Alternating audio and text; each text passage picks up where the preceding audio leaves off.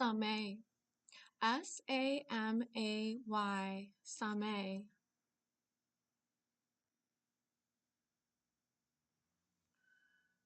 Also called Shamay. Shamay. Shamay.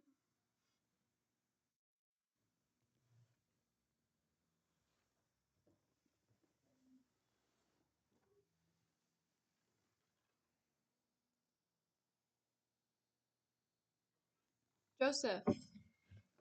Joseph. Okay. So this is an Indigenous American person. Yeah, I'm also Indigenous American. So this is it says chief of 1840 to 1904. That was when he was born. From the time he was born to the time he died, he was chief. Nez Perce Indian chief during the Nez Perce War and leader of the Nez Perce retreat from Oregon to Montana.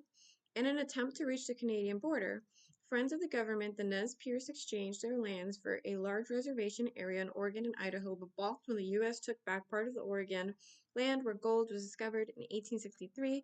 Joseph led his people against a much larger U.S. army and defeated them in several battles before retreating north only to be captured 30 miles from Canada. So that is, it says Joseph.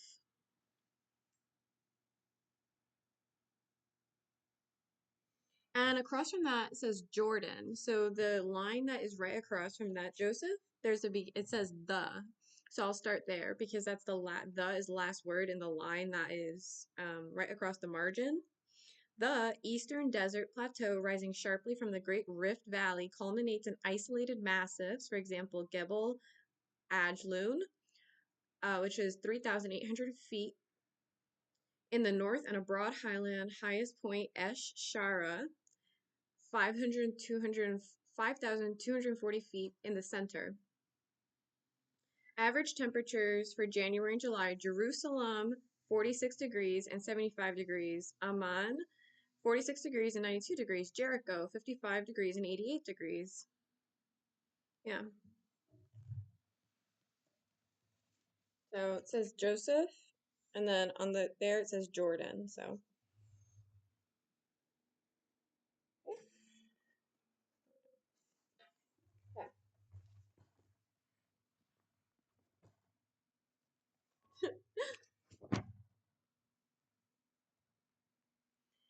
um okay. So it says multipartite and it says multi-phase. Multipartite, and it says multi-phase, and right here it says multi-programming. Multipartite, multi-phase, and multi-programming. In my video where I was talking about the FOXP2 gene,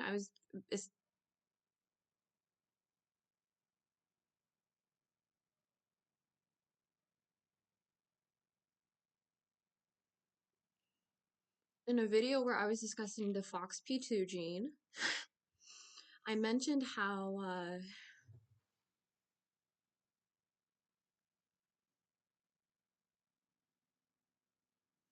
languages and particularly literature is part of genetic programming. It's a result of genetic programming. So the outcome of what our culture is a result of genetic programming.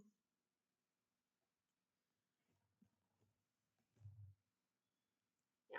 Okay, let's see. Multiprogramming, computer interleaved execution of two or more programs sharing the time on a unit of equipment, synonymous multi-running. Parallel processing. Multiphase, polyphase. Multipartite, involving the participation of several nations, multilateral, divided into many parts, having many parts. Okay.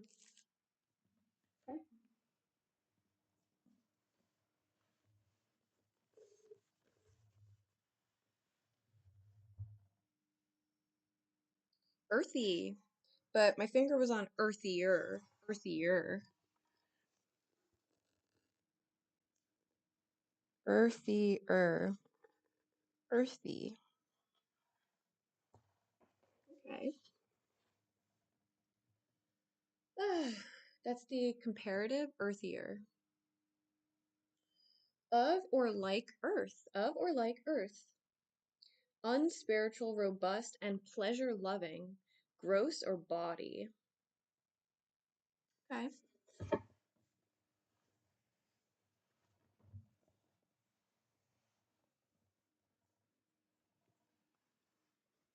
So I can see here that it says point and view. Ha ha ha.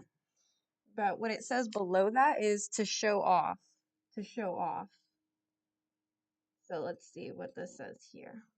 Well, actually, instead of taking this, I'm going to go across because it says to show off. Okay, to show off, point, view, to show off. So I'm going to go across from what that is. And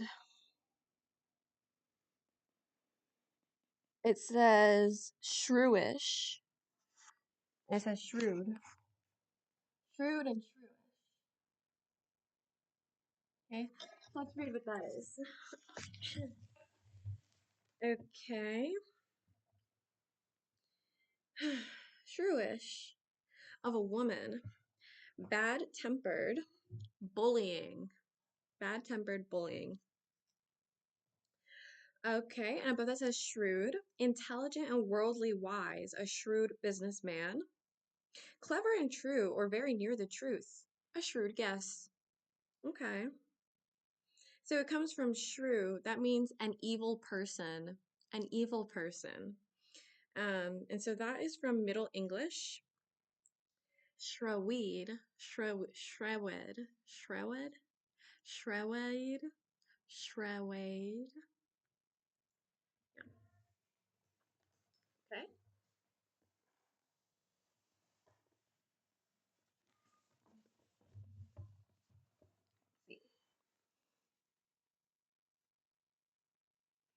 Okay. So it went on the word phylum.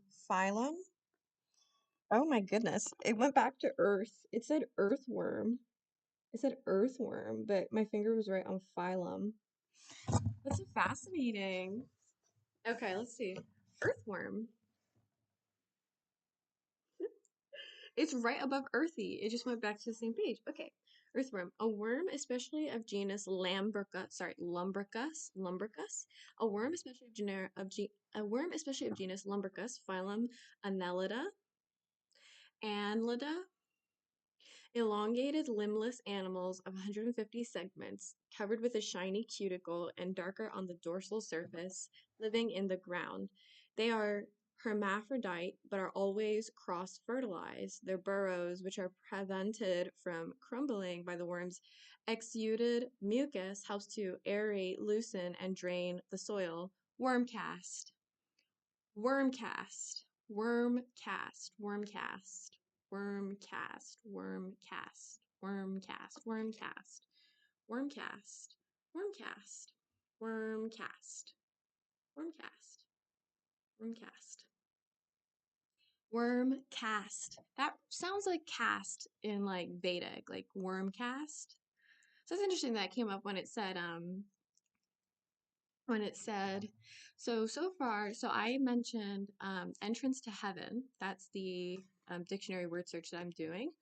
And so it said wormcast, and it also said an evil person. So it said a bad-tempered woman, a bullying woman, um after earthier. And then it says, now it's saying earthworm, wormcast. Okay, so does that mean like like cast from heaven? Cat like worm cast. Not sure.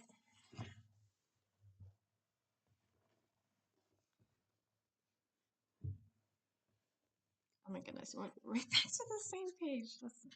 Okay. My cousin's wife watches and she's like, I know that like it's so like when she says like that's so interesting, that it's just like rent free at the back of my head. Like rent free at the back of my head is like a German woman saying, "That's so interesting."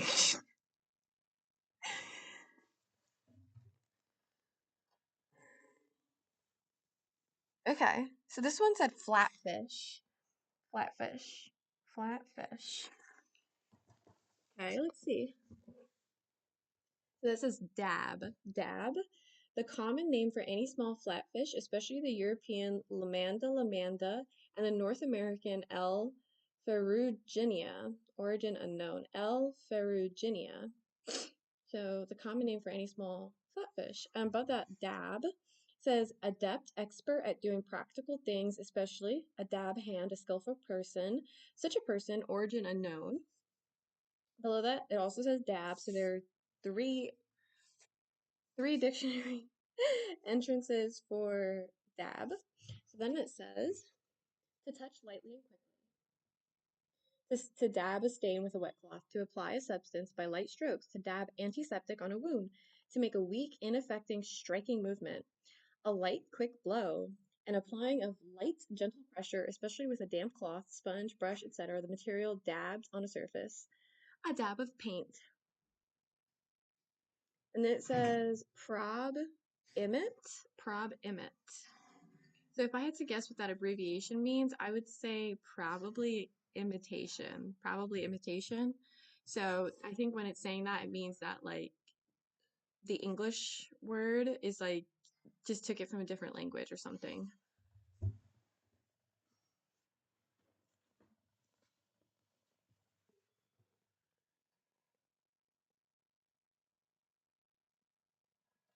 Okay. So it says chantman. So it's interesting because like my finger went to the line where it's cut off.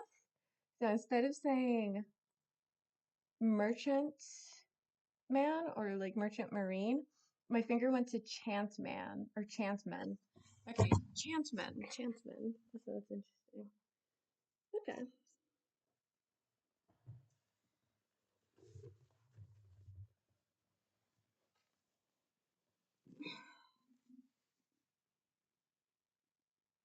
Okay. It says to reduce expenses, to reduce the amount normally used of. So that said economize, economizing, economized, refrain from wasting, to reduce the amount of normally used of. Oh, sorry, to reduce the amount normally used of, to reduce expenses. So and then it says a steward, a steward. Economizing. Economize. Economize. Okay. So yeah, I mean, you can check out my other videos to see how I have like eliminated my like excess water expenditure. And that is by, yeah, there are multiple ways. There are multiple ways. And also I reduce wasting, like abdominal wasting, muscle wasting. So a overweight person can still be muscularly wasted. Did you know that? A person who has excess adipose tissue can still experience muscle wasting as a result of waistbands and belts. Because what it does is it constricts um, the like jiggle of that adipose tissue. And so when the jiggle is not felt by the frame of the body, especially bones, like the bones of the body are not experiencing the shock of like adipose tissue jiggling. What's going to happen is the when there's a waistband, and then even after the waistband has been taken off, because at that point it becomes Pavloved, and like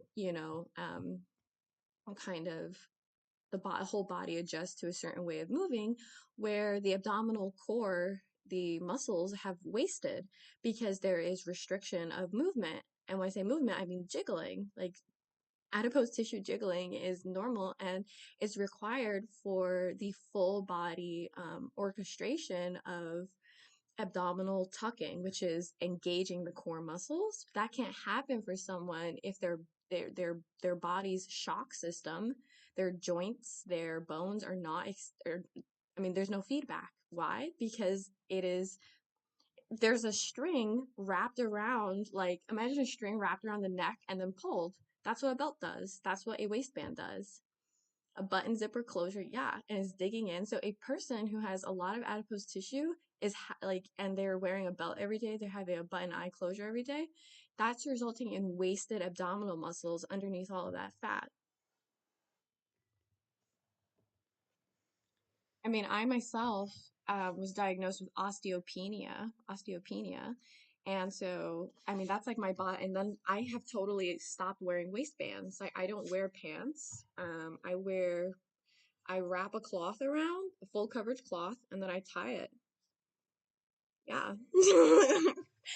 And I'm hoping that I'm gonna have that my brain is able to, in some way genetically remember the natural function of my body's shock system. Because I mean, I have osteopenia. Osteopenia, it could be potentially be caused by waistbands and seaming. Like that is, like I said, like if you wrap a string around someone's shoulder and then that person tries to lift their arm and they can't, it's like you wrap a string and you pull, it's causing injury. It's causing injury. Someone tries to bend down and then they're like having a string like digging in, or like a literally hard metal digging into their skin. Their muscles are wasting and atrophying underneath it, underneath the fat and the skin. Okay, this is where it is.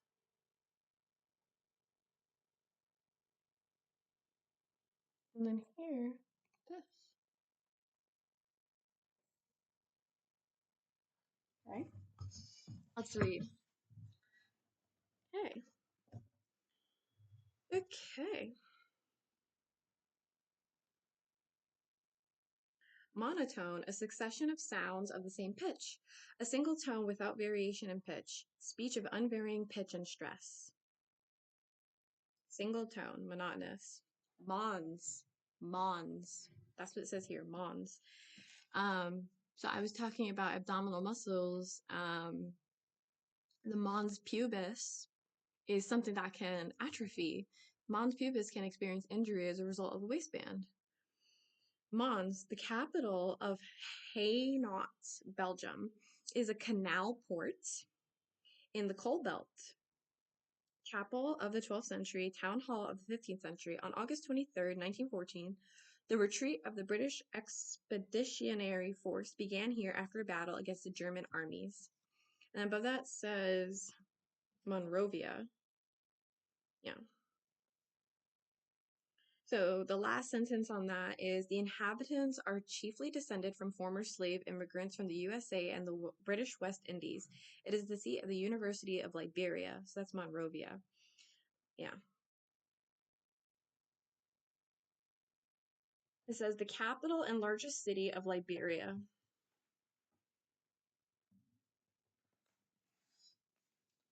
Okay.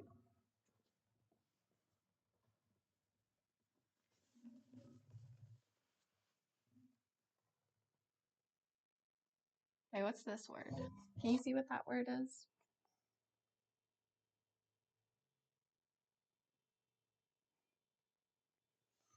It says conscience. Yeah, it says conscience.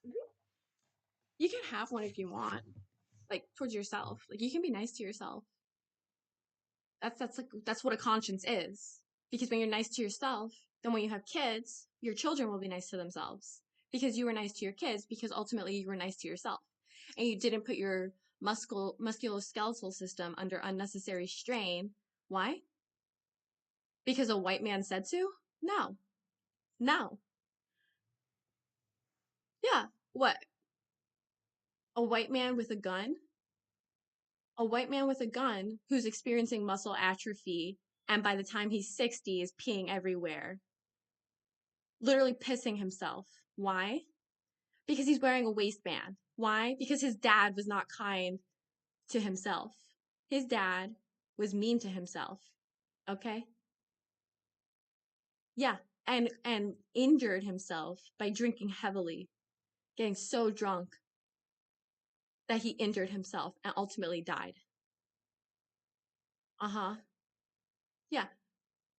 A white man with a gun, was his dad was mean to him. a white man with a gun. His dad was mean to him to force him to put on pants because a man with a gun, a white man with a gun, years and years and years before that, was being mean, was being very mean. And not really mean as an average, but being quite stupid, and quite greedy. Okay, what did it say? Oh, yeah, it's a conscience. Okay.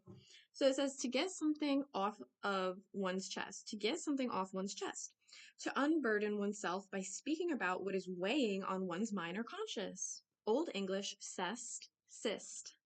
Perhaps from Latin, from Greek. Yeah, I don't have cystic acne.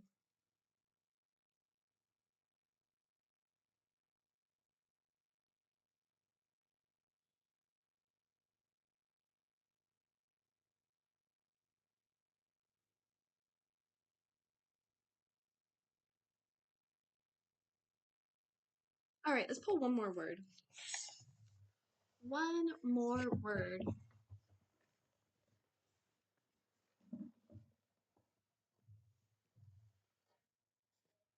Okay. So this one says Pompilius. Pompilius. Okay, it's between these two. Okay. So it says Aemilianus, Scipio Aemilianus, and then it says Numa Pompilius, legendary king of Rome, traditionally the founder of Roman ceremonial law and ritual. Okay. Numa Pompilius, legendary king of Rome, traditionally the founder of Roman ceremonial law and ritual. Yeah, above that was Numantia.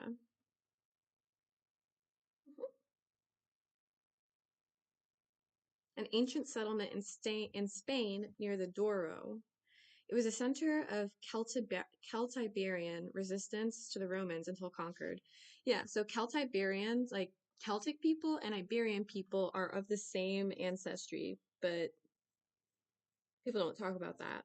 So this is it says Numantia, an ancient settlement in Spain near the Douro. It was a center of Celtiberian resistance to the Romans until conquered of 133 BC by Scipio Aemilianus. So actually, a lot of Irish people, like modern Irish, like so Celtic people. This is not just Irish. I mean, I suppose this is also like Scottish, but it's kind of more difficult to get into Scotland if you were going from Spain. So people who were being enslaved by Romans, they were like trying to flee. They were trying to flee, so they were trying to set sail north.